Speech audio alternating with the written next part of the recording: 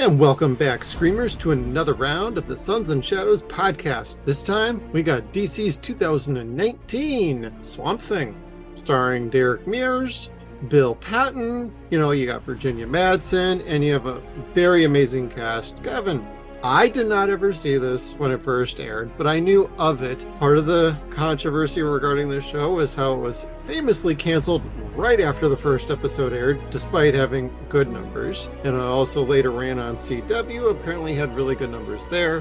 However, knowing after one episode it got canceled, it still turned out to be, I'm going to go ahead and say it, a pretty damn good show. What is your memory of this? So, I remember getting super excited just seeing the promo from it. I don't remember what, it was announced at a Comic-Con, I think. Or was it the DC Fandom? Or was that even a thing back then? That I don't remember. No, it wasn't. Fandom didn't come around until Rona, I think. Oh, okay. But I think they were leaning to do something like that to get away from Comic-Con anyway. Yeah. That's a whole other conversation. And that's totally not fucking happening this year. No. I mean, Comic-Con's still happening, but all the studios pulled out, and now the actors are on strike. So that's that. That's true. Well, can they not make appearances? Nope, they can't promote nothing. Wow. That's part of the strike, is they cannot perform any duties that they would normally do as a professional actor. That means promoting anything. I respect that. I do. I do. And from after today reading the stuff that we'd read, like I could see people not wanting to promote Warner Brothers, especially after reading what they did and how this got canceled. But derailing We'll get to that. Yeah. To answer your question, my first impression was seeing that promo poster and thinking, oh God, that's going to be fucking cool. And then being upset because you had to have DC's streaming service in order to watch it. I'm like, well, okay, it probably can't be that much, but let's check it out. It wasn't that much. However, it wasn't available except for on your tablet or phone or computer. And I was kind of like, well, that's, again, not really great for me. So it gets canceled. And I'm thinking to myself, well, fuck, I'm never going to see it, because then you find out DC Unlimited? Something like that. I actually don't remember. I never wrote that down while I was doing research. I think it's DC Unlimited. It was DCU, something to that effect. I want to say it was DC Unlimited, and I remember the price wasn't that bad either. And this was the show that actually got me thinking about, okay, maybe I want to do this. And then I heard the news, and then I just never pulled the trigger. Exactly. There was this and Harley Quinn.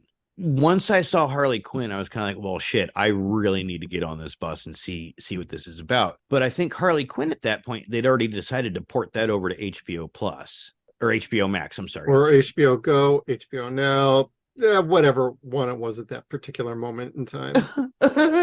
Right. And then it came out on DVD and I never got it.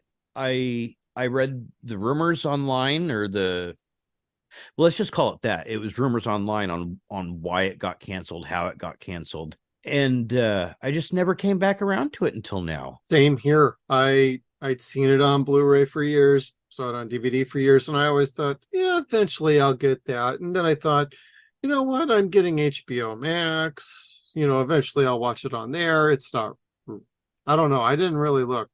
Is it on HBO Max, or did we only find that like when we were doing research for streaming? It was only on Prime, right? Yes, it's only on Prime and only available to purchase or rent.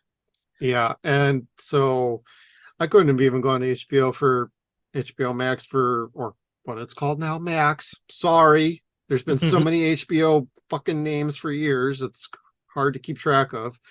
But like, I couldn't have even watched it there. So I went and I got the Blu-ray ahead of time, and I happily watched that. And just to put it out there, like, if you tried to stream this, I'd be willing to bet that you wish you had my Blu-ray set, because the picture quality was 10 times better.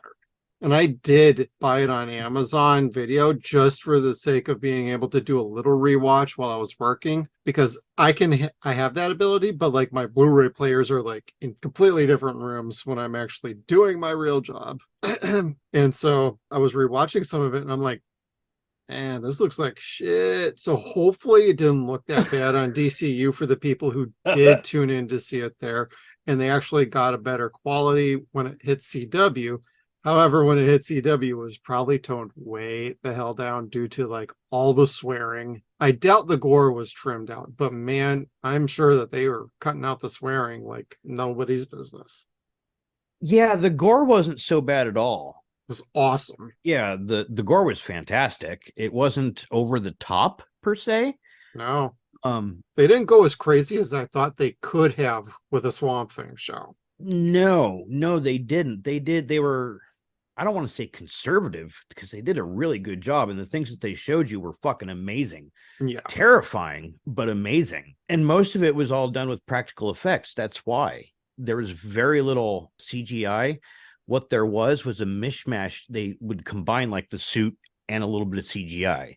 right. So when you see him get ready to go fight the mercenaries, you see the trunk or the Bart type spikes go up on his shoulder.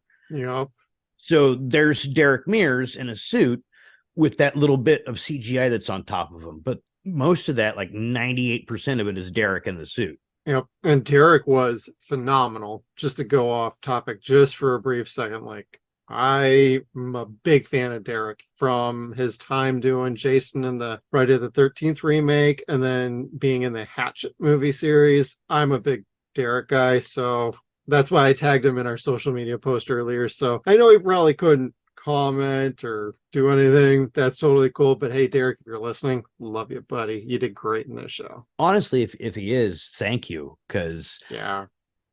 it's nothing against Dick Durek at all, but Derek brought such life to Alec that was necessary in the monster world that Swamp Thing's actually in, because I've never read any of Alan Moore's comics, so Neither have I. I'm a bad fan. I'm a horrible fan. All I know are the movies and the old TV show. That's it. Exactly. Like I never read Vertigo outside of House of Secrets when I was a kid. So like I totally missed the whole Constantine thing, like we said a couple months ago. And I never could figure out how Constantine would be in the same world as Swamp Thing. And that's just the experience of watching the two movies. Now, after watching this, you're just kind of like, well, that makes total fucking sense. Like, why wouldn't there be voodoo in the swamp? Well, there really was. I forgot what her Nimue or however she pronounced her name, the Madame. She definitely had some like voodoo aspects to her character, especially with the tarot cards and everything. And I honestly felt whenever I saw her, I'm like, that's how you get a Constantine cameo on this show if you had a second season. Like perfect tie-in. Like there was multiple times I'm like, this is how you could get Matt Ryan onto this show. Please do more. If they were able to bring this cast back and Matt Ryan and keep that franchise, that world going, they would have something special there. Would financiers want to fucking invest in that? No, because WB wouldn't fucking promote it right. They wouldn't do anything right other than the casting. But this cast was just special.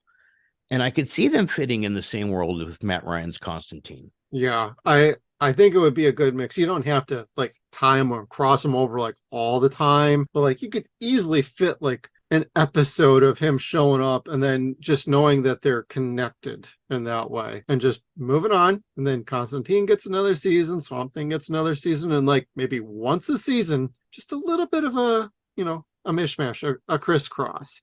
Because like watching the Justice League Dark like movies and things of that nature, where Swamp Thing and Constantine do have interplay, like there's an interesting dynamic. And I think between Matt Ryan, Derek, and Andy playing the human version of Alec, like you cannot go wrong. Like just based on this show and how Constantine went, the chemistry that they had between all the characters on both shows, I can easily see that chemistry like really coming together if they did a crossover. And you don't even need everybody. You only need like 4 or 5 people to do it. You don't need Constantine in town. He could be there just going through to go somewhere else, and he needs to stop and say hi to his Blue Devil buddy, Yeah. Just throwing that out there. Like there were ways you could have gotten it, and I think the chemistry would have been there. And I think between the two writing staffs, they could have found the perfect balance to not be like a Arrowverse with Flash, where they cross over 4 or 5 times every season. That's when you start hitting the well way too often, and you overdo it. You oversaturate. The problem with the Arrowverse when they would do that so many times is it was hard to tell which series to watch, what episodes, and when. Like, and together. Unless you were watching it like in real time during the initial air times, you would have no way of going back on the physical and watching everything without doing a little bit of homework first. Exactly. And frankly, that's a pain in the ass. The it fact is. that they didn't put out Crisis on a single disc is amazing to me. Like, why wouldn't you? That was great. Put it out on a disc. Call it a day. Warner Brothers sucks at fucking physical media. They always have. Always have. Yeah, I still keep buying their shit. How long did it take before, one, they upgraded to fucking good DVD cases, plastic cases instead of fucking paper ones? Oh, the old snapper cases. I have one back over here of Don't Tell Mom the Babysitter's Dead still. I am looking at Demolition Man right here. This is my old copy of Demolition Man. I had that very same one. Yeah. And it's two-sided. Widescreen, full screen. Full screen, yep. So, although with this one, come to find out, for whatever reason, whenever I put it on the full or the widescreen, it plays the director's commentary whether I turn it on or off. And I'm like, well, I don't actually want to hear what they're saying. But anyway, that's for another conversation on Sunday. Back to this before we go full 0 point. Anyway, they were also the last company to flip, to stop having dual sides for the DVD. Like halfway through, like half the movies on one side, other half of the movies on the other side. Like, you still can't get a decent copy of fucking Goodfellas. The Blu-ray you might be able to. Okay, yeah, I can see that. But their DVD, it's been the same one for like 20 years. It's like, fuck, fix that shit, man. Yeah, the DVD era is very kind of strange for Warner Brothers, in my opinion. Yeah, and they would never put any amount of effort in anything that wasn't Harry Potter in the special features. Like, they sucked for the most part. That's true. So I don't know. I'm glad this got a Blu-ray release, though. I had no idea that it did. Yeah, we were texting me earlier, and it's like, or was it however it came around, but you were like, yeah, the DVD set's like $11.99. I'm like, Blu-ray set's like $20 to $25. So anybody looking for that either set, you really can't go wrong. DVD probably looks just fine upscaled on a Blu-ray player, but the Blu-ray set that I got looks fucking great. Absolutely love the picture quality. You get a lot more detail in the shadows and the darkness, because this show at times gets very dark. It likes to play with the lighting and actually make you feel like you're in the swamp. That's one of the things I absolutely love about this show, is the overall atmosphere and aesthetic that it has going on. Like, the cinematography is amazing. Just watch the first episode. It is fucking gorgeous. And you really feel like you're in like Louisiana, and they shot this thing in North Carolina. That's right. They did, didn't they? Yep. That's the infamous rumor of why it got canceled. But I thought they did really well with doing North Carolina. That's probably how they also got like these great shots of houses on the beach and whatnot. Right. Nobody getting any sort of like airborne vector disease from mosquitoes. Yep, that too. I didn't want to start slapping at yourself every 5 seconds. Which, yes, this swamp was very clean, and there was a lot of pretty people in this swamp town. Yes, there were. I don't know, Sheriff, be still my beating heart. Yes, Sheriff Lucilia Cable was a very pretty sheriff. It's one of those times where you'd want to like give that old adage, "Thank you for serving and protecting me." Yep, and I'll take the handcuffs while you're at it too. Thank you. No key necessary. Well, what I liked is she was both like beautiful, strong, and intelligent. I mean, they made basically everybody in this show did not play a fucking moron. Although the idiocy that you ever saw in this was basically low level. It was like these stupid little cameo people. Like later on, you get a Jake Busey cameo, which was totally fucking funny and totally spoofing his dad being in Predator 2. totally loved it, and he got his ass kicked by Swamp Thing at the end.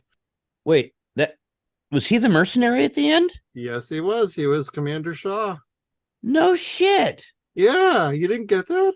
No. Oh, dude. And I'm looking at it right here. God damn. Well, he had sunglasses on, but I recognized the voice and the facial, and I'm like, this is so fucking funny. He's totally pulling his dad from Predator 2, and a little bit of, like, you know, Ace from Starship Troopers, which we just did last Sunday for our 0 Point review series. Now I've got to go watch that again. Like, you're welcome. Thank you. But honestly, you know, he didn't even play it that stupid either. Like, it's really nice to watch a show and not feel like you're getting dumbed down. Like, the writing and the creative staff on this were on point from the word go. I know they initially had a 13 episode order that got dropped down to 10, and the 10th was rewritten so they could give it some sort of a conclusion. I still think they did a phenomenal job. I am curious what they had in mind for the other 3 episodes, if they had the chance to expand things. My guess is they had to rush a few plot points through at the end because things left relatively wrapped up while leaving a couple things open. I think, what was the little girl's name? Sophie? Susie. That's right. She was awesome too, by the way. Yes, I very much would have liked to have kept seeing her character show up, having that telepathic link with Alec. Like, that was cool. I liked that. That's one of those things that just didn't go anywhere. I think, in my opinion, based on how they wrapped up the whole Shauna Avery story at the end, and God, what was the other lady? Maria. That I almost wonder if that was part of what was in the last couple of episodes, was wrapping up that Shauna and Maria arc of them finally being together in the insane asylum. Oh. And I'd be willing to bet that's something that they probably were like, hey, if we got to sacrifice something and wrap up a story point, let's do that. Because that was all self-contained in one episode. Nothing felt like it led right up to that, other than you knew, like, at some point Avery was going to get back at Maria somehow, because they all tag teamed up on him to try and take him out, and it did not work. Yeah. I mean, God bless their efforts for it. Right. At the end of the day, it just wasn't good enough. Yeah. And Will Patton as Avery Sunderland, like, wow. Oh my God, I know, right? At first I'm like, I don't know about this for the first couple episodes. Then he started, like, killing people and being a motherfucker. And I'm like, holy shit. We're on fire now. They just mixed Sheriff Buck with, you know, some wealthy landowner. And God damn, like, the moment I saw that he was in it, like, I told my wife, because he's one of her favorite actors. I'm like, yeah, Will Patton's in this. I'm like, it's really good. She's like, great. I still don't want to watch it. I'm like, fuck off then. I'm like, you could show him pretty much only his scenes and she'd probably be fine. Absolutely.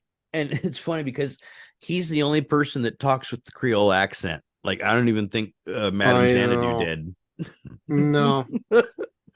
Oh, that's right. Her name was Madame Nimue Xanadu. That's right.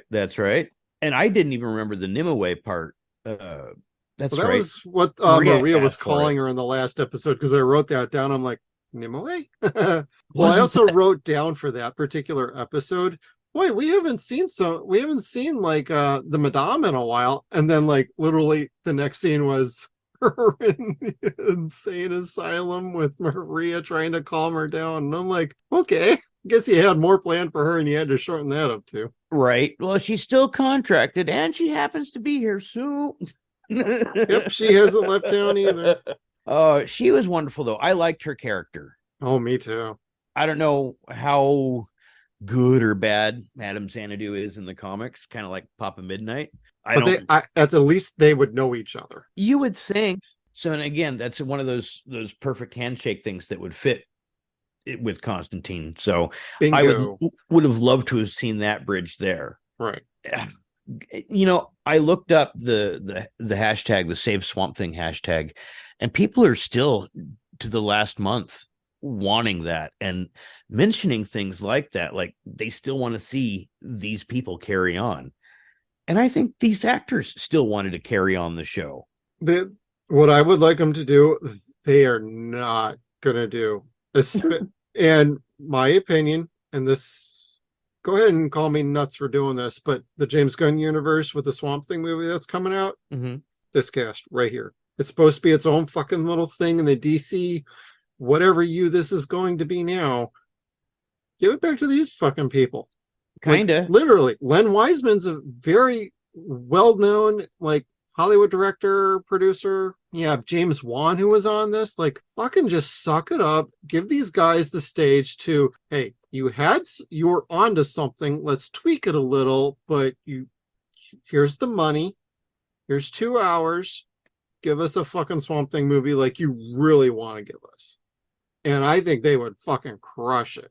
And bring back Derek Mears, bring back fucking everybody. I mean, I'd love to see it come back as a show. I think it works better as a show.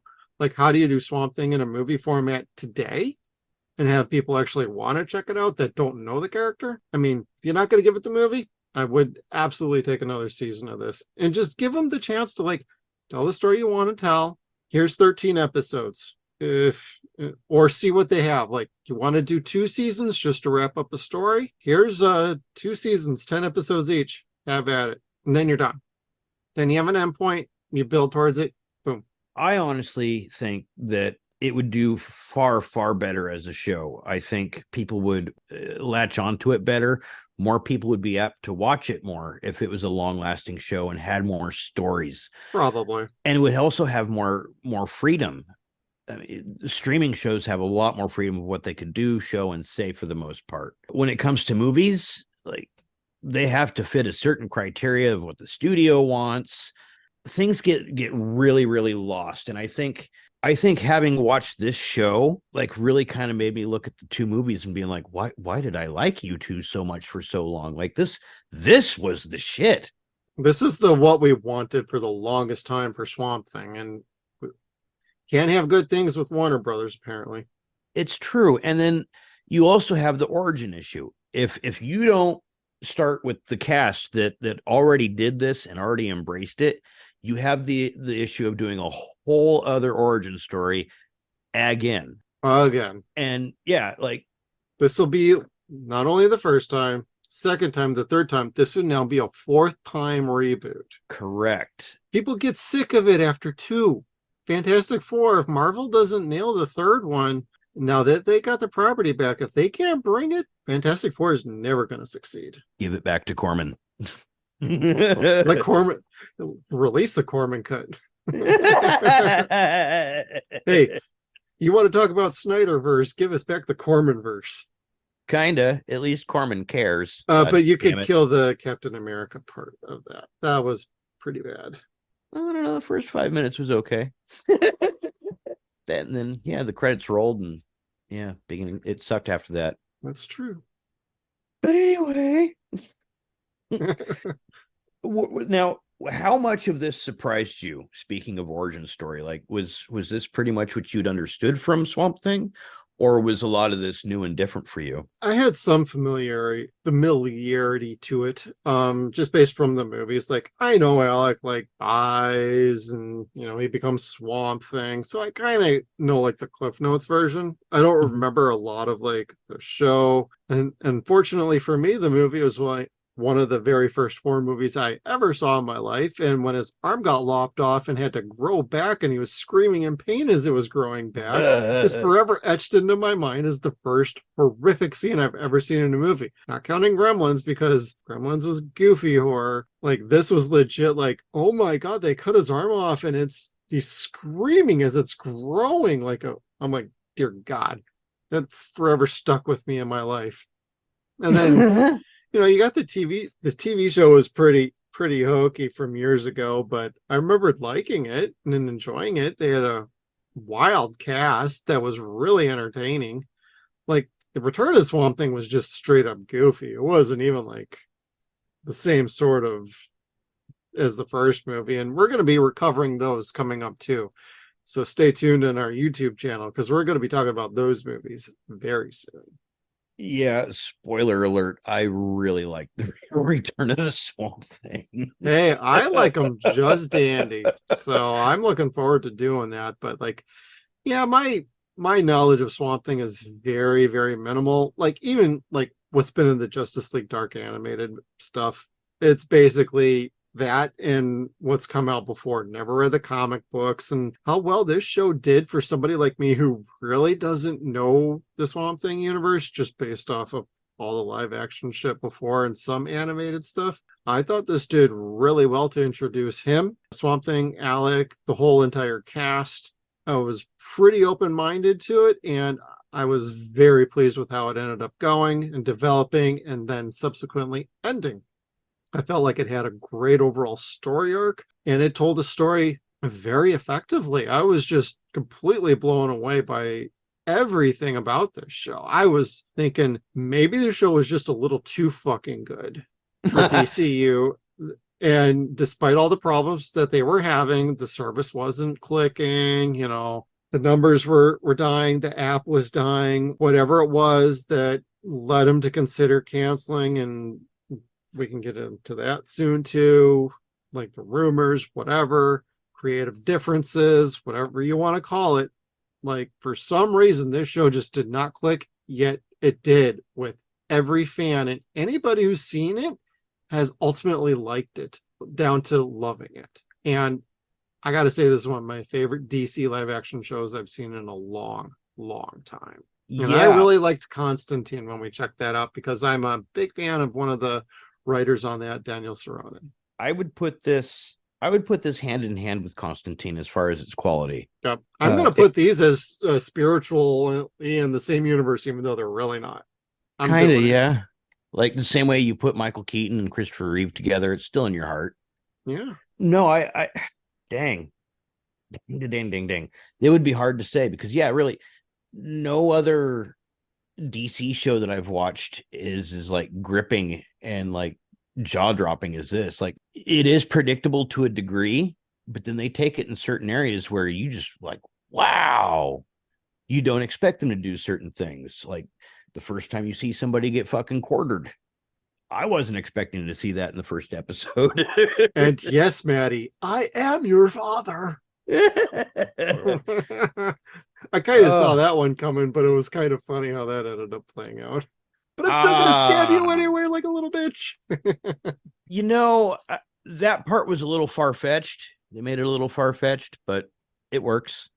Matt, golly, I know that they would have had more planned for him, but gosh, I really wasn't sad to see that car accident happen, especially when he turned on the fucking song and got all happy about the song because it's like one of the worst songs from the fucking 90s. Well, it's also the song that played for Shauna when Shauna died with Abby years ago. And then I know the tune, and I'm like, is Shauna fucking with him now? And then how he ends up truly eating it in the very end is super fucking funny to me. Yeah, because I'm sitting there all depressed. I'm writing down in my notes, Woodrow does not transform into Floronic Man. Lame. And then there's a post-credit scene, and you're like, what is going on here?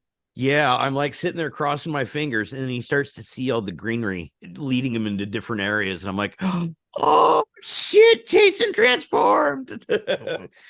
And yeah, you actually get to see Floronic Man for just a split second, and that was pretty dope too. Damn scary looking. God, he made me like, oh man, Swamp Thing's gotta have a fucking problem now.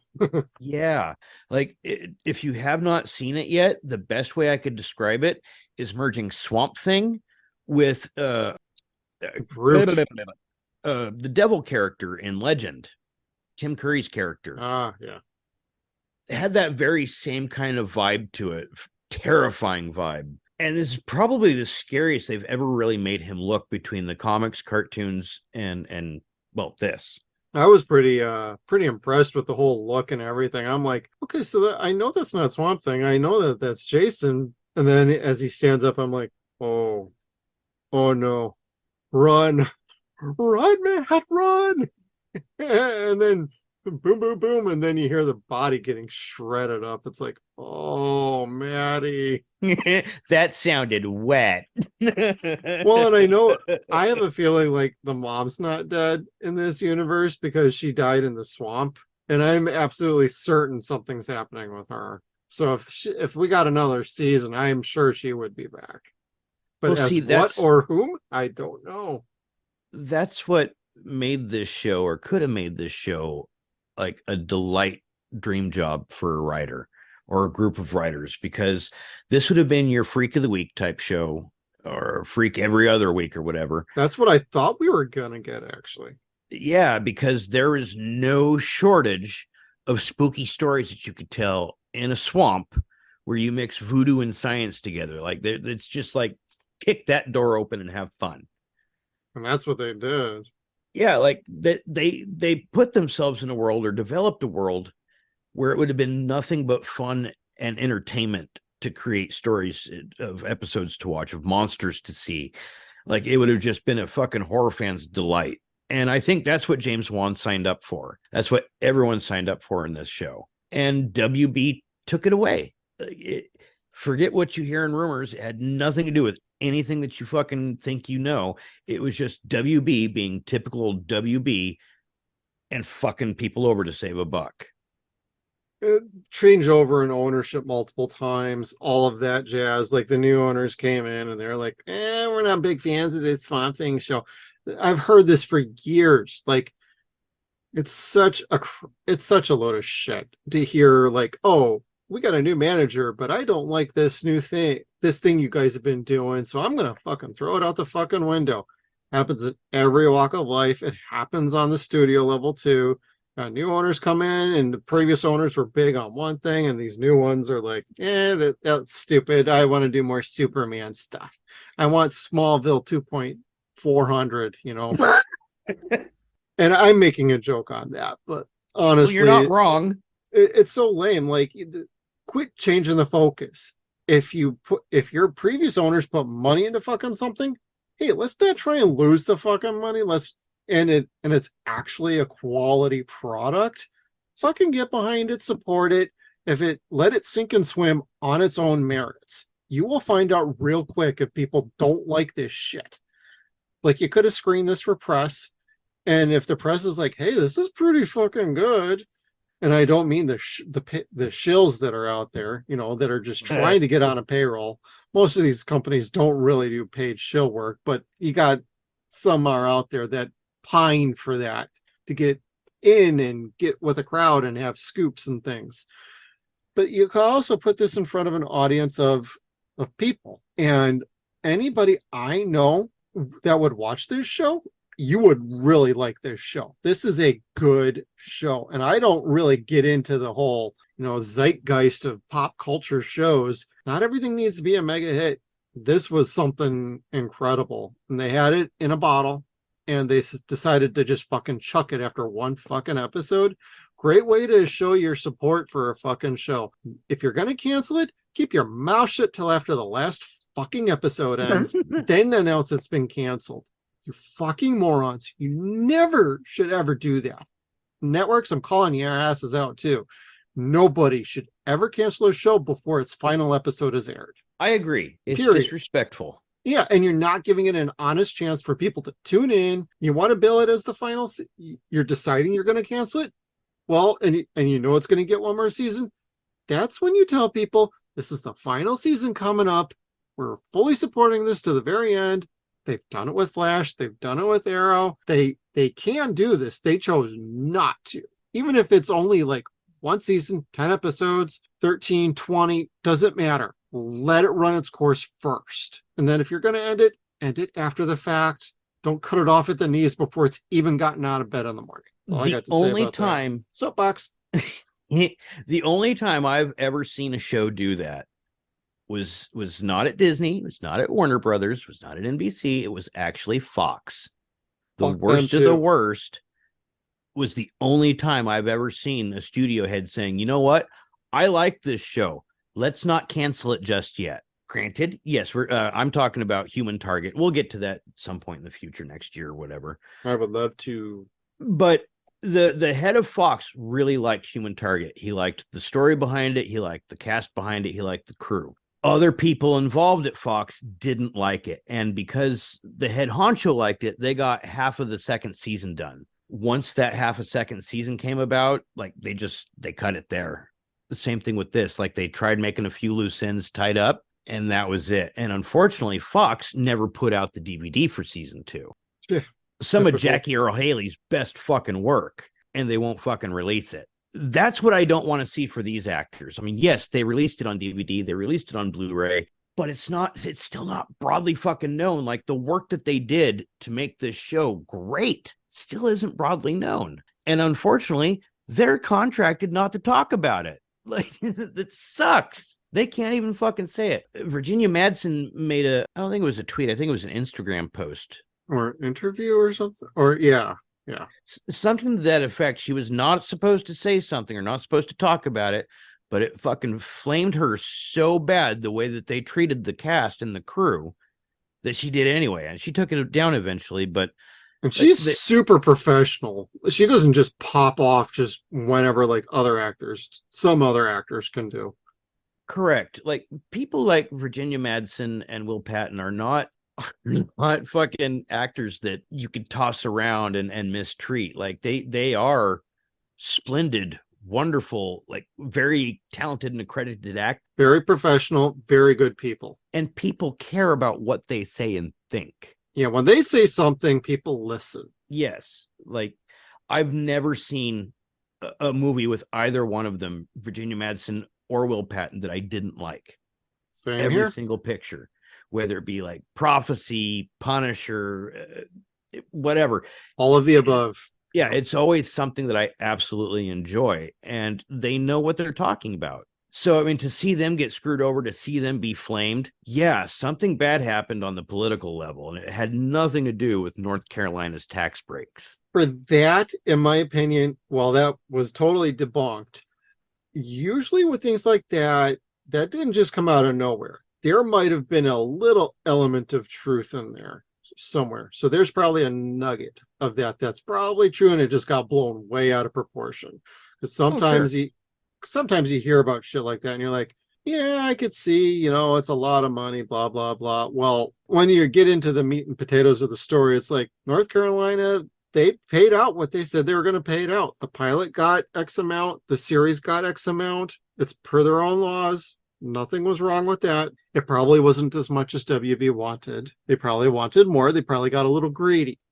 So there's probably an element of truth in there, but it's probably not the main cause for the death, like it's been stated. So as far as rumor being debunked, yeah, it's been debunked, but usually with something like that where there's smoke, there probably was a fire, but probably not as big as you thought it was. So there was probably some sort of weird accounting thing going on with this show.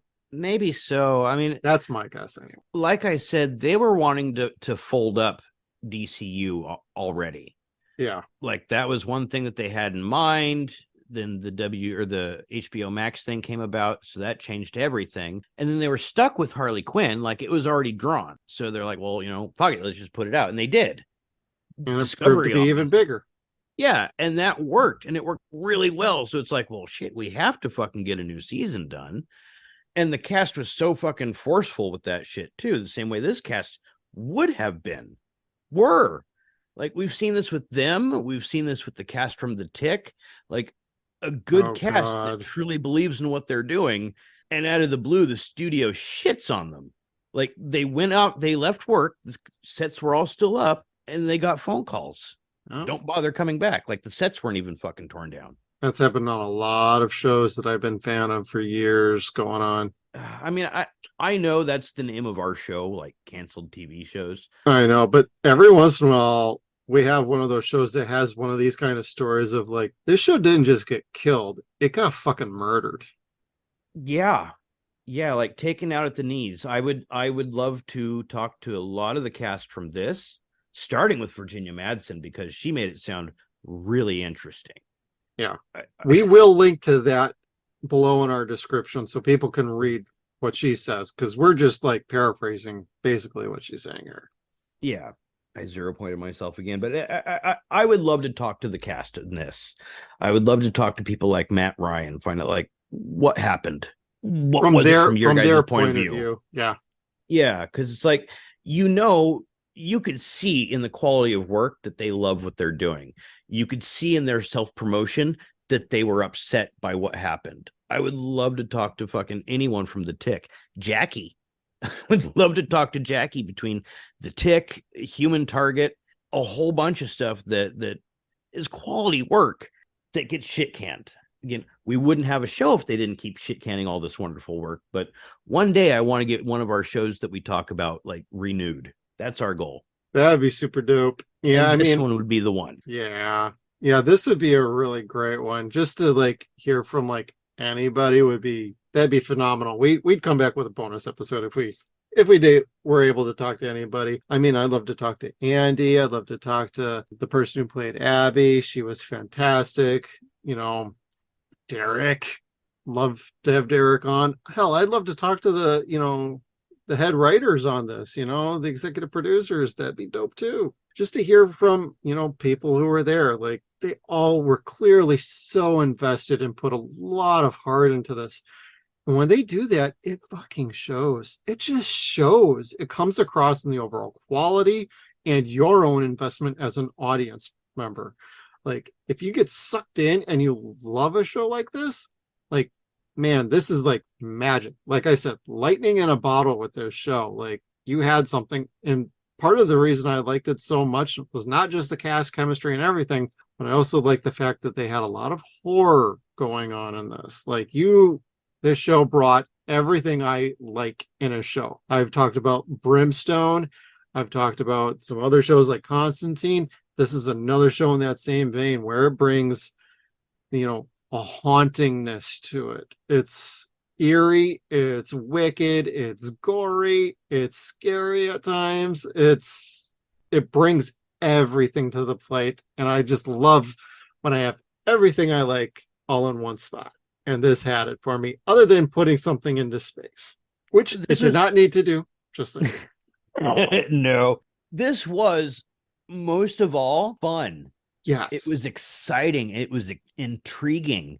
This was I put my phone down when I had this show on, not upon rewatching a couple things while I'm working, but like when I was legit watching this straight through, phone was down and I was just taking notes and enjoying myself. Yeah, I mean, my kids may have missed one or two meals during my binge. I don't know, but they're still alive. They could be Susie. They could just wait. No, my son didn't really care so much, but my girls, they really liked it. They liked the darkness of it. They liked the way Derek looked. But I mean, before I get too far into that part, as far as my kids watching it, going back to Andy, I've never seen anyone make Alec Holland look interesting before. Never, this guy ever. Did. Derek was perfect, the same way that Dick Durek was. Yeah, Derek knows how to be scary at the same time too. He has that presence, that standing. Crystal Reed as Abby Arcane was such a step up from Heather Locklear. It wasn't even close, dude. I'm so sorry. I've been wanting to say that for the last week. Well, what's incredible is like from the moment she first appeared on screen to the very last moment, I thought, who the fuck is this chick? She's awesome. She's incredible. She's got talent for days. Like, this girl is going to be a star. I agree. You freaking should be. Just saying. Oh, she's been on several episodes, or I think 48 at least episodes of Teen Wolf. She played Falcone's daughter on Gotham. Like she's that's where I recognized her from. World. Son of a bitch. Yeah. I felt like I had seen her before, but I didn't look her up other than looking her up on social media. So if we were to tag her, I could be like, hi, we love you. We do. You were great as Abby. Kevin Durand. Oh, Lord Zippy. That's what I call him. Any Stargate fan out there knows what I'm talking about. Lord Zippy showed up in this show, and he was great. Lord Zapakna. I just remember him best from Wolverine, playing Fred Dukes. He's been in quite a few things, actually. So yeah, and I had no idea he was so young in Wolverine. I know, right? In this, he's wonderful. He's perfect. Perfect. He brought something to Jason Woodrow's character that I don't know necessarily that comes off the same in the cartoons that I've seen or the few comics that I've read. Almost everything he says, every line he delivers is talking down his nose to somebody. Even his wife. Yes. It's fucking amazing. And Woodrow is so narcissistic that he takes from his wife the cure that he thinks he's giving her. And he likes it so much that he takes a second bite before giving it to her, like a glutted child. And the worst part is his wife. Everything he's doing is for her, of course. And she says that to Abby. That's the last lucid thing she says, is to cure her Alzheimer's. And he forgets about her more or less for a while. Yeah. And I don't know that he's going to go back to her, try to get her. But the worst thing that he did the whole time was say, remember. He kept saying, remember, to an Alzheimer's patient. Like, how fucked are you, dude? Like, well, Abby even said it best. Like, when they finally met her by herself towards the end of the show and they're leaving the house, and she's like, why would you leave somebody with that level of Alzheimer's all alone? That makes no sense. That is completely irresponsible. Like, that's when you know he failed as not only a husband, but as a man. Like, would you do that to your fucking significant other? Husband, boyfriend, girlfriend, wife? Doesn't fucking matter. If they were in that kind of position with Alzheimer's, I would not fucking leave their fucking side. And make sure that they're taken care of, or at least somebody's there to take care of them. Like a nurse. You're fucking getting paid by the fucking Sunderlands and you can't have a goddamn nurse there to help? The fuck? That's how the rich stay rich, dude.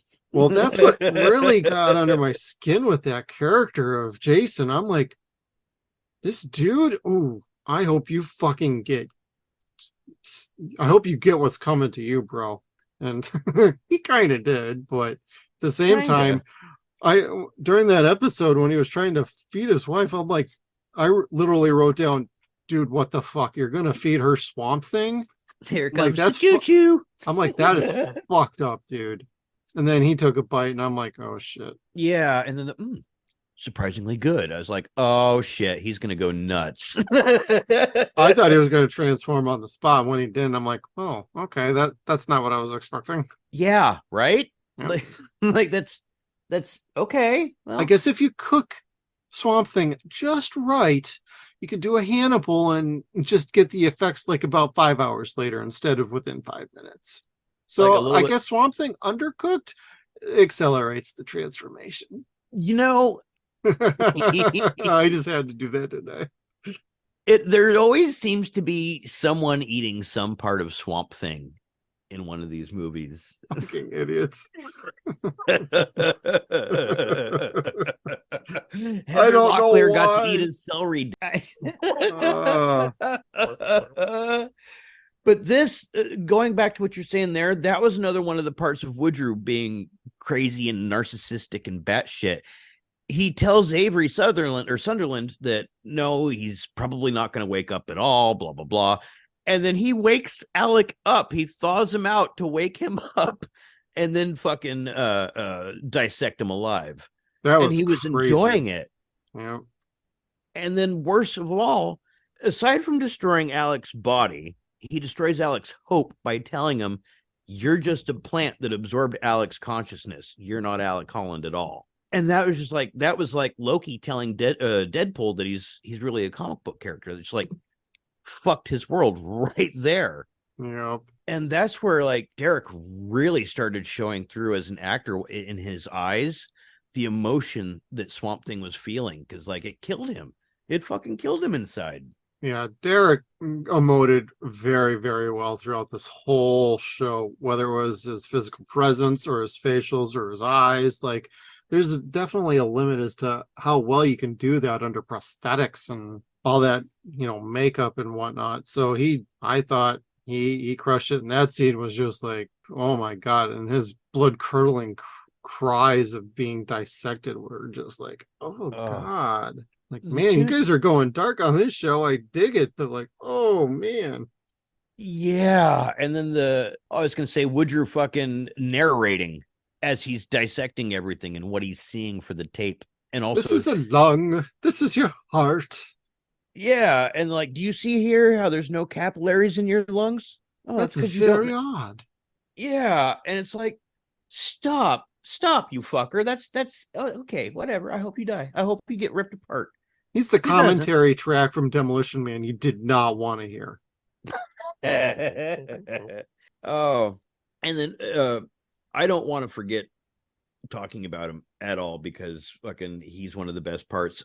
Ian Ziering, I had no idea was in this show. Neither did I. The second he walked on screen, I'm like, oh my God, am I watching Sharknado by accident? Like, what the hell's going on here? Oh no, I backflipped and I was like, oh God, please don't let this be just a cameo. And thank God it wasn't. Like, Everybody had a role to play.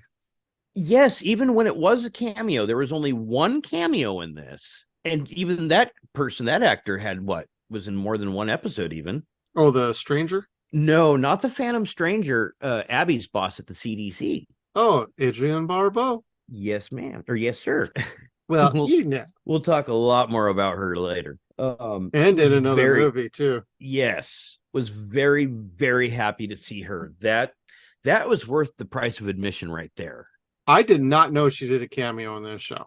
When I saw her, before she even said a word, I was just like, Adrienne fucking Barbeau? Yeah, motherfucker.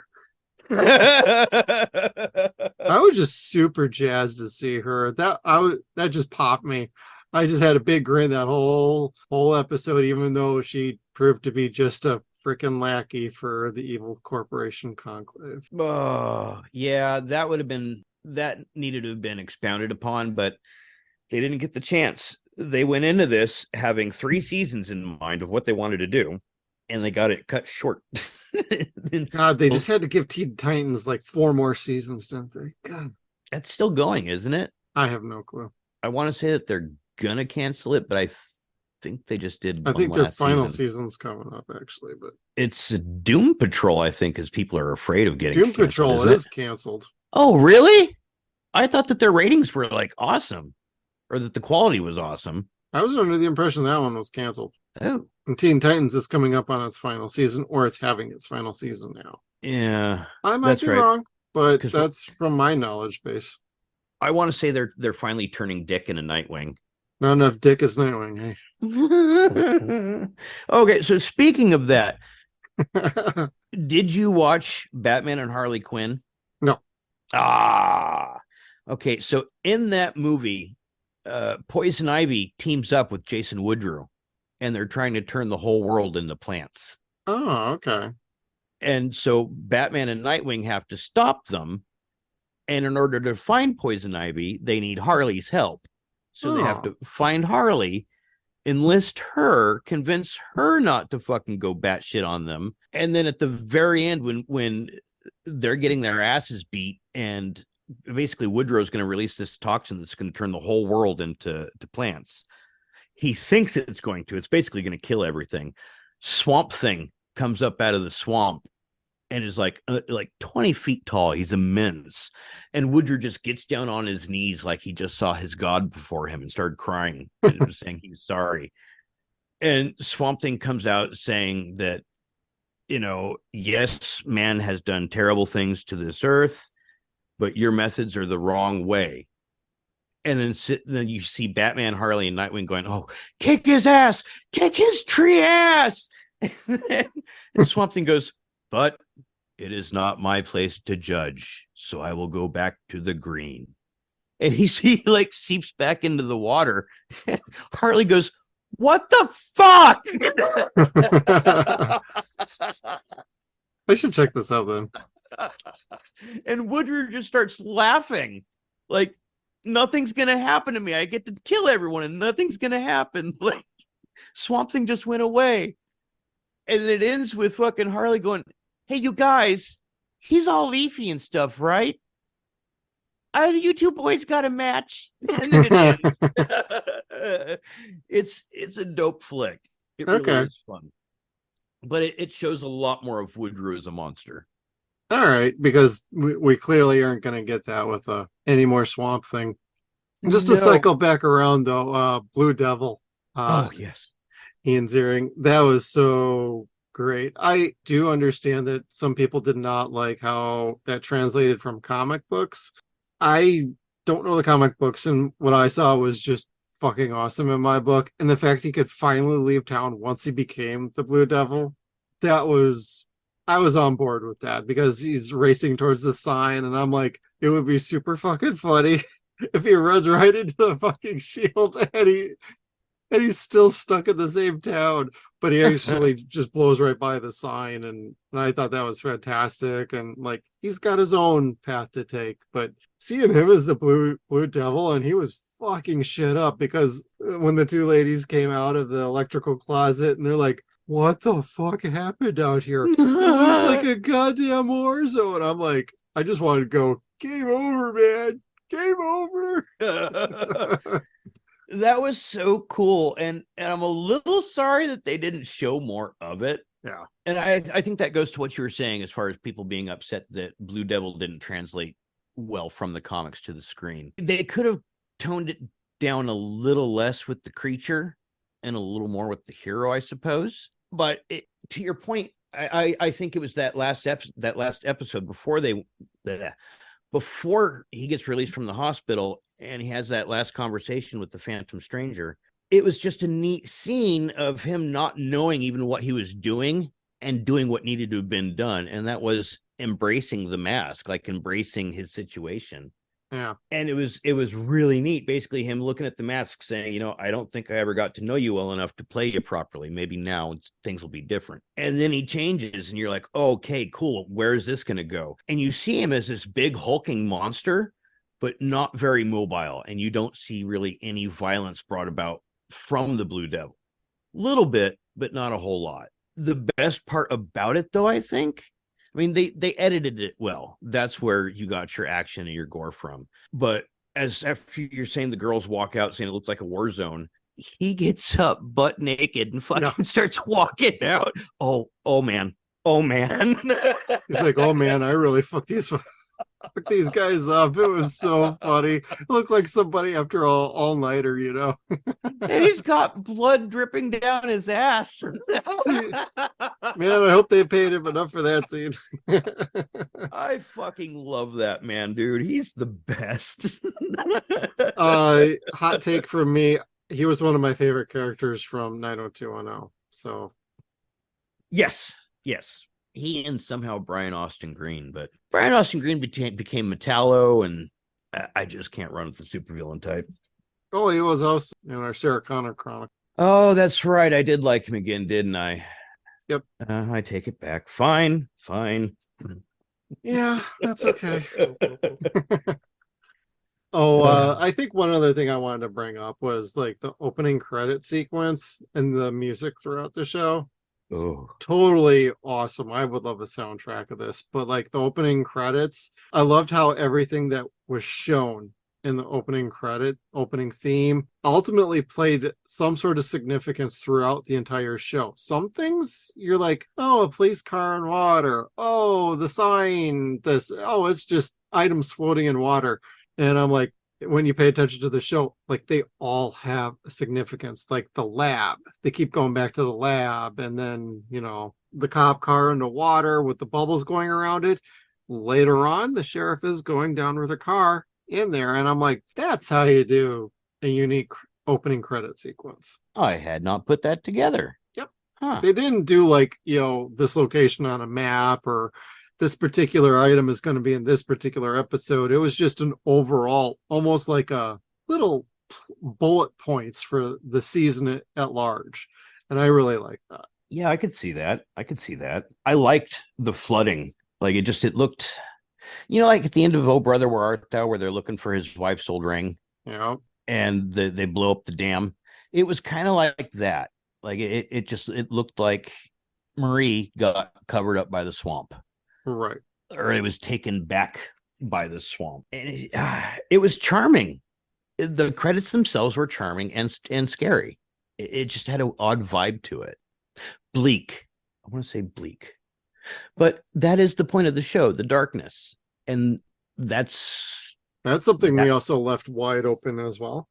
Yeah, there's again that, like I said, there's plenty of room for the freak of the week because no one ever knew where the darkness came from. You know where all the pollution and the toxic dumping came from was from the Sunderlands. But like, who brings about the evil? Was that necessarily Maria just trying to get back with Shauna? There was so much that they could have explored, and that's not to the fault of the story of what they had. That's the fault of Warner Brothers shutting them down and not giving them the chance to paint their broader picture that they had. Right, because even Madame Xanadu had mentioned, like, we opened the door with Shauna, and now the demons are going to be coming. And so she was already advising, like, this shit's only just started. So you might want to buckle up. But like the whole darkness thing, it felt like there was definitely a lot of different aspects going on with the plot. And I had wondered, like, if we were going to get a reference to the darkness in the last episode. And in my opinion, I think when Swamp Thing rescued Avery earlier after he had been shot and he's roaming through the woods, I think the darkness had already gotten to him. And what he was spitting up was whatever Swamp Thing used to heal him. And the darkness is rejecting it from his body so he can become the supervillain for the darkness. I wonder. It's just me, like, running my own little thought train through that. But it would make sense because it wasn't referenced otherwise in that last episode. And if you were going to continue it, that could be the tie back to the darkness, because the last time we saw the darkness was when Abby unfortunately got cut and she had to have Swamp Thing help her heal up. And that took a lot to heal her. Yeah. Avery was he just shot in the leg and that was it? Is that where they got him? Well, he was stabbed in the leg. His side? He was either, trying to remember. I know he had gotten shot too. He got hit by the shotgun, got hit by the shotgun. Oh, that was in the leg. That was the shotgun in the leg. That's right, because that's what Alec had that stuff on.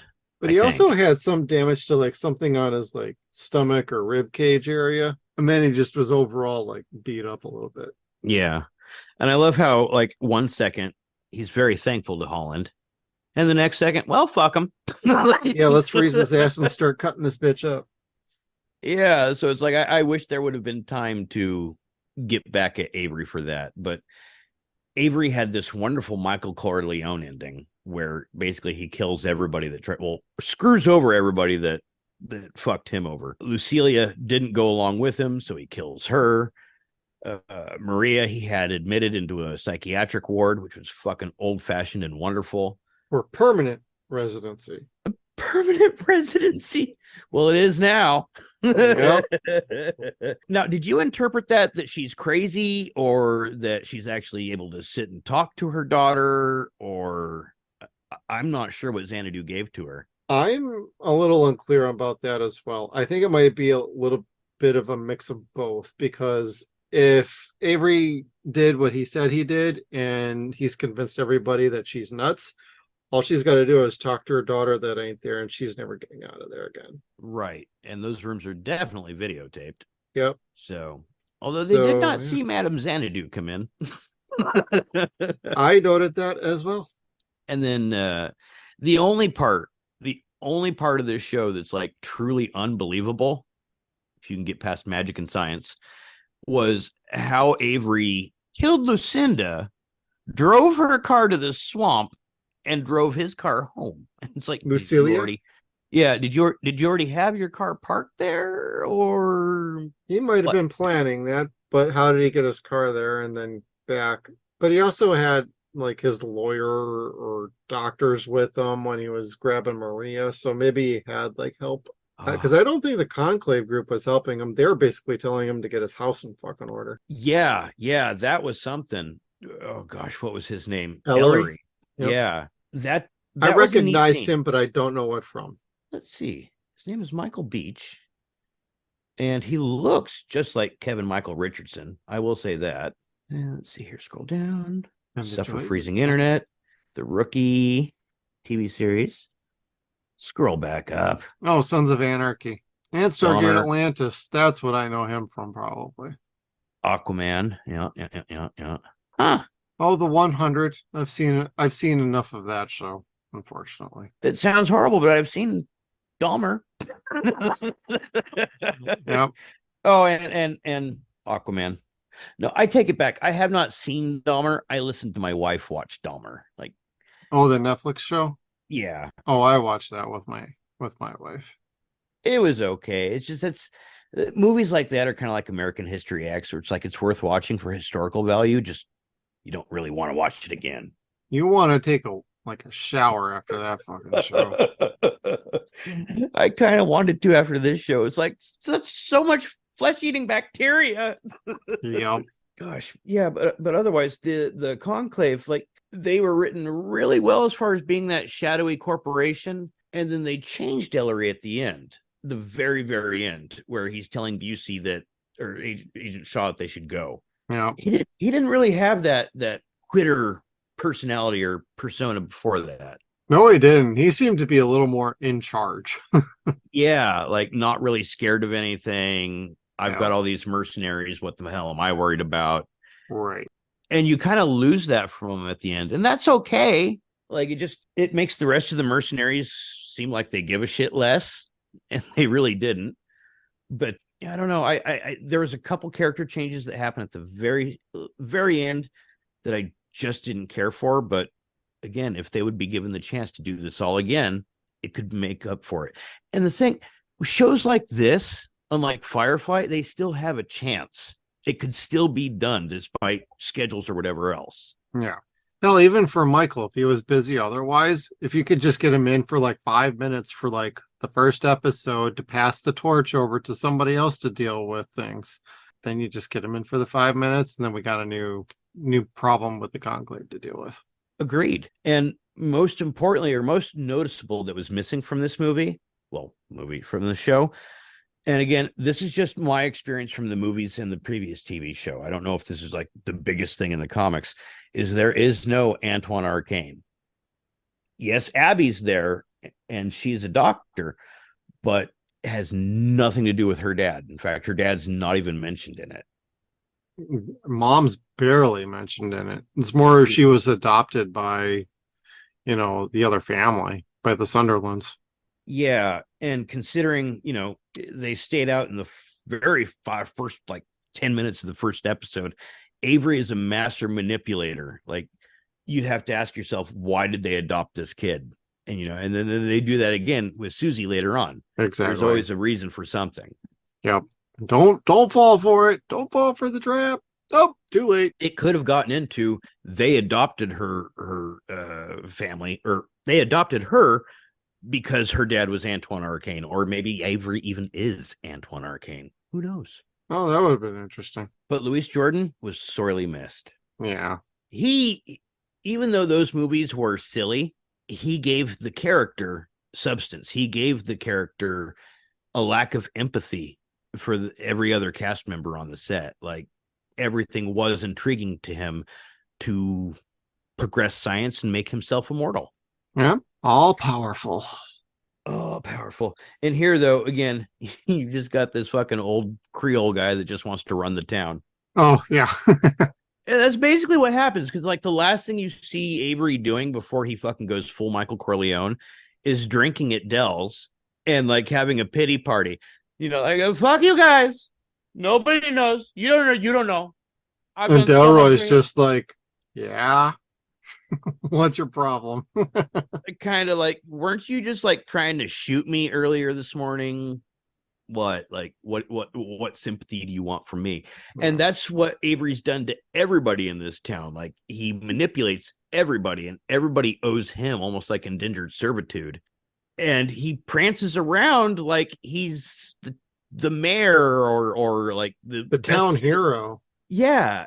And he's not. Nobody fucking likes him. They all like were happy he was dead And when he comes back, he finds out that everyone's happy that he's dead, and he doesn't take that well. Nope. And then he's got to go on his little cleanup mission. Yeah, like Dell mentions that Matt's in the hospital, and so then he has that one last moment of humanity where he goes to the hospital to check on Matt, and then ask Lucinda to stand by his side, and she tells him to go fuck himself. Lucilia. Lucilia, thank you. Blah, blah, blah. See, I have problems speaking too. That is okay. Kevin, you got a 6-pack challenge for us this round? Are you gonna No? You gonna fridge it? You know, I can't even say what episodes I liked the most. I really liked the ninth episode. The 9th and 10th episodes probably hit the nail on the head for me, because those were the moments that I didn't suspect at all. And that was pretty much where Woodrow says, "You're not Alec Holland." That part was not in my fucking knowledge base. I'm sitting there like, oh, no. And so when he write the scene of the cover art to the box, which basically spoiled the movie for anyone that saw the poster before the show, knows that he comes out of the swamp holding Alec Holland's corpse. And he gets down on his knees, not so much feeling pity for himself necessarily, but apologizing and feeling bad for Abby because she lost the person that she loved. And that he cannot ever return to being a human being again.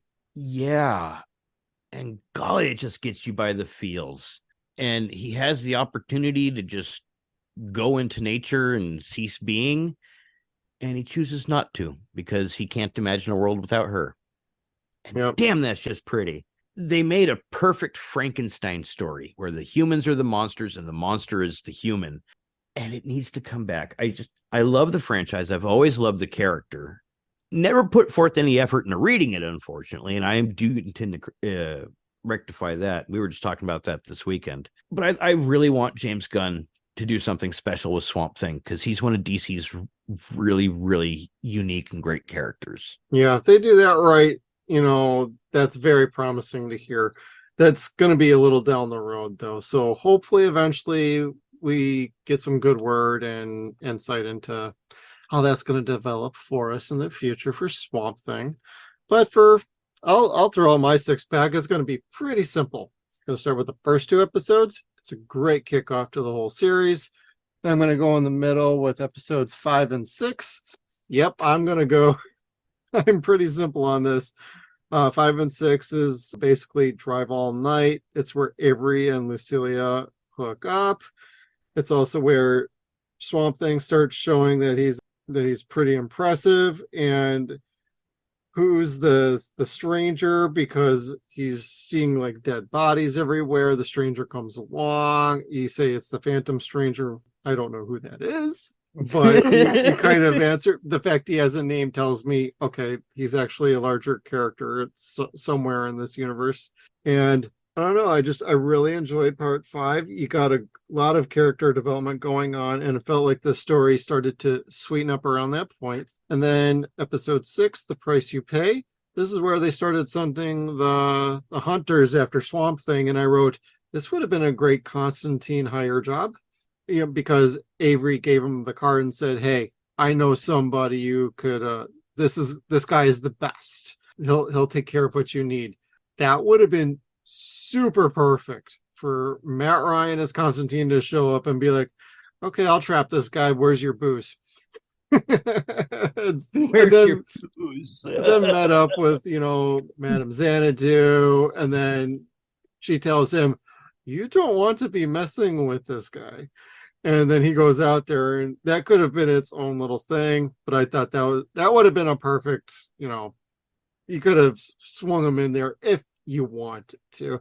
But it's also a really good episode because you start to see Swamp Thing acting like a badass, and you find out Matt's the bad guy. He was the one who actually shot Alec, but he's also very much a mama's boy, so somebody's got mommy issues. And then we got a little bit more on the stranger, because he's the studio guy who's doing the deal with Daniel. That was fantastic. And I just wrote for the last comment on that episode for Price You Pay is Alec holy shit, dude, tugging at those heartstrings. And then I'm gonna end with the last two episodes. You got the conclusion to Daniel becoming the Blue Devil, which I thought was super fun. And then you got the finale where just about everything gets a nice little bow tie with enough left open. If they had gotten another season, they could have just gone right on into it. And I wish it did, but it didn't. I would tell everybody who worked on this show, be proud of what you did. I'm super impressed by the work and the quality of this show. You all did fantastic. I love it. Be proud of what you did. There's nothing to be ashamed about. You, whatever WB did, whatever the decisions were made, whatever. Take pride. You put out one of the best shows for DC I have ever seen. So thank you. Yeah, again, live action, this is probably tied number one for me with Constantine. Like, it's the Arrowverse was fun, Smallville was fun. This and Constantine are perfect. Like, there's it's spot on. It's enjoyable, it's scary, it's engaging, it's funny. It's just like reading a comic book or a novel, a horror novel. This, right. I can't recommend it enough to people who haven't seen it. If you're a good fan of DC movies, comics, what have you, if you're a casual fan, whatever, this is very entertaining. It's completely professional horror. James Wan, everyone that made the Insidious movies, everyone that made the Conjuring movies, all of those teams worked together on this series, and they made something special, and not enough people know about it. Like, it's frustrating seeing how good it was and then being like, why? And even this is one of the most highest rated shows we've done so far to boot. Exactly. Like, it doesn't make sense. Well, it also had a run on the CW for a little moment in time, and it did very well there. I'm really unsure, like, why they. Although I think if it stayed on CW, they would have had to have changed things around, like they did with Supergirl, which is unfortunate because first season was okay. But like, to your point, like, the only other DC shows I've ever like truly enjoyed, Gotham. I know what people say about Gotham. I liked Gotham. I wouldn't say I absolutely loved it. There was decisions made in that show that were kind of dumb. Not kind of dumb. Some were really fucking dumb, especially the last season.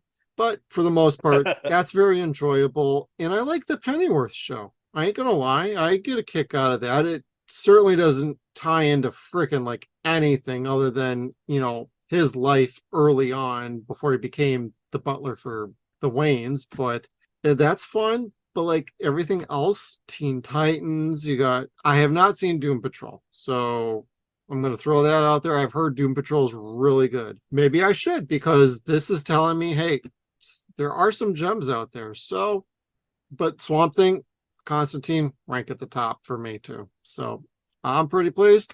Had a great time watching this show. Kevin, you want to take us out with some social media?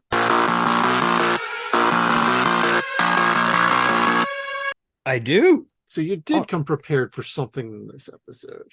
Yes, I did. I'm did. teasing you. Just this, and I got it just in the nick of time, but I got it. Just pack it in, buddy. So first we've got Brandon Bellum, who said, or I'm sorry, first, we asked people, what did you like about the Swamp Thing show? What did you remember about the Swamp Thing show? And would you have let it continue? So these are the questions that we got answers for. So Brandon Bellum said, setting up Woodrue, then not seeing him at the swampy battle at the end sucked. He could have been great. It really could have been great. Like, this is true. Watching two monsters like this is like watching Titans fight. There's nothing better than it.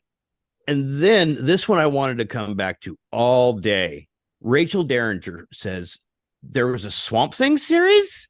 Now I must find it, watch it, and riff it. Yes, and no. You can. Yep. Anything can be riffed. Yeah. This is not what you were expecting. This is a extremely good show. It's extremely captivating. And what silliness and cheesiness there is very small and far and few in between. Like, the fact that there's a video rental store in the middle of the swamp is about as cheesy as it gets. with a bunch of Warner Brothers posters on the wall. Yeah. Well, and one reference I saw back at the lab was like the stack of VHS tapes. The only one I could clearly make out was The Matrix on VHS. I just about died when I'm like, that's the fucking Matrix. No Batman. That would have been fucking hilarious. Norman Renner, in all his sage-like wisdom, says, as long as we don't have to see his swamp thingy. Well, Swamp not Thingy? to spoil anything, but you do get to see his swamp thingy in the Return of Swamp Thing, and he feeds it to Heather Locklear. Although his swamp thingy comes out of his hand in this movie, or in the show, doesn't it? His little spore dispersal. Oh, the flower scene. Yeah. And Skeeter says, I used to watch the old Swamp Thing movies from the 80s and the TV show back in the 90s. They were pretty fun. This is better. They are. This is better. Here's the weird outlook on the two Swamp Thing movies. The first one was directed by Wes Craven, and it's a very good movie with very minimal budget. Yes. The second movie was horrible, but had great special effects. Bigger budget. Yeah, much bigger budget. Like the script was just intentionally cheesy. It's funny. It's goofy. Yeah. It's very cartoony, but there are your monsters in there. You do see mutations and all sorts of weird shit. Yeah. They just happen to be in a giant cheese fest of a movie. So if you could somehow merge those two things together, you'd probably have this show. Yeah. Which again, we probably could have seen more mutants, but that would have been the next season, I'm sure. I think so as well. And next we said Philip Baskett, who said watching it during COVID double freaked me out. Ooh. Well, I could see that with the CDC aspect to it, but there was a whole lot of people watching Outbreak at that time too. The only thing I'd say is if The Last of Us came out during that time, then you might have a TV show to be paranoid about. Right. Don't need any mushrooms. Alex Pridgeon said he doesn't need a second season. He needs a second season. This does. I think it deserves it. I think it warrants it. I think we as fans deserve it. Really, most importantly, or just as importantly, not more important. Yeah, Swampers, let's support this thing. Let's do it. Well, shit, how many movies do people want that don't get made that eventually have to go to crowdsourcing? Look at Broken Lizards movies for that matter. Like, people love their fucking movies, but they have to go fucking crowdfunding because Fox, it's now Disney, doesn't want to fucking pay for anything. But these are the movies that people want to go see and do go see and buy. Funny how that works. I know, right? Maybe Super Troopers 2 wasn't the best example because I'm the only person that likes that movie. Anyway, last, we have crazy ass moments in DC history. It said, despite being well received, Swamp Thing was canceled a week after its premiere. Reportedly, that happened due to an accounting error by the state of North Carolina. They promised Warner Media a $40 million tax rebate that ended up getting diminished to $13 million. I'm sure there's, like you said, there's a fair amount of truth to that, but most of it falls on WB, I think. Yeah. And the lack of news about it comes from WB's media team. Probably. And North Carolina hasn't said much other than, hey, we paid them what we agreed to pay them. That's not our fault. They can't count their beans just correctly. Not everybody can be Disney and make up numbers. So that's just the way it goes. Or Netflix and hide them. Well, that's what Disney. Well, yeah, Netflix just doesn't tell anybody anything other than, yeah, we lost subscribers. We gained subscribers. We're good. By the way, we've got this show coming out next year, maybe. Yep, and like season 4 of The Witcher, this time was starring Timothée Chalamet. No, I'm kidding. Oh, and that's all we have for social media. Now I want to go flame the trailer to Wonka online. Oh God, that looks horrible. I feel the need to troll. All right, well, let's get Kevin to trolling and we'll get on rolling out of here. Thank you, everybody, for checking out Swamp Thing with the crew here at Suns and Shadows. If you want to be a Patreon supporter, please come on over to patreon.com/SunsAndShadowsCast and join Chad Peterman and Skeeter Slater as our Patreon supporters. Thank you, everybody, for tuning in. Make sure you check us out on all of our social media platforms. We got Facebook, Twitter. We are at Suns and Shadows. We're also on Instagram at Suns and Shadows Cast. We are at SunsAndShadows.com. Thank you again, everybody, and we'll see you down the road.